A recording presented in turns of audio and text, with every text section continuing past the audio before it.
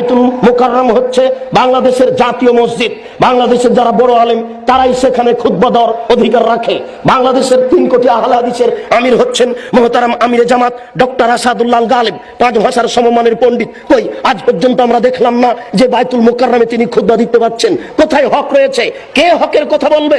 আপনি একটু দোয়া করার পূর্বে বলুন, দেশবাসী শোনো, যারা বাইতুল মুকাররমের ইমাম তারাও শুনে রাখুন, আল্লাহর নবী বলেছেন মান সাদ্দা ফুরজাতান বানাল্লাহু লাহু বাইতান ফিল জান্নাহ। যেই ব্যক্তি 2 জনের মাঝের ফাঁকা বন্ধ করবে তার জন্য আল্লাহ জান্নাতে ঘর নির্মাণ করবেন।